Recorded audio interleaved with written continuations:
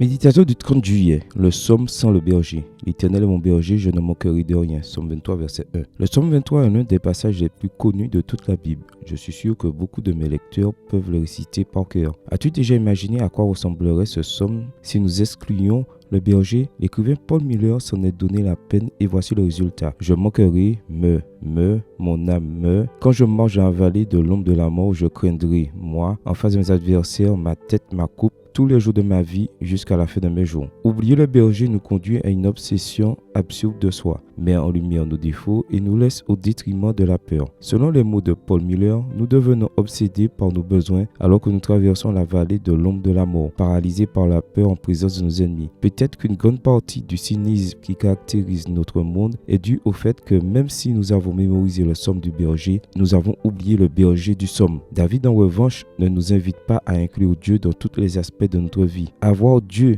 comme berger implique que je ne manquerai de rien. Dans un monde postmoderne de gratification instantanée, la provision divine ne correspond pas toujours à ce dont nous pensons avoir besoin ou au moment où nous en avons besoin, mais plutôt à ce que le berger juge nécessaire pour soutenir nos vies avec son abondance. Avoir Dieu comme berger mène à une vie où les provisions physiques comme l'herbe et l'eau et les provisions spirituelles comme la justice, la bonté et la miséricorde abondent. Le psaume 23 est le psaume le plus célèbre car il s'adapte à toutes les circonstances de ta vie, car il contient des promesses précieuses pour toi, peu importe où tu te trouves en ce moment. Mais le plus important dans ce fameux psaume, ce ne sont pas ses promesses, mais celui qui promet. Le berger qui nous accueille ensuite avec un banquet dans sa maison promet d'être toujours avec toi. Acceptes-tu la direction et les soins du berger du psaume? Amen. Bonne journée à toi et que le Seigneur te bénisse.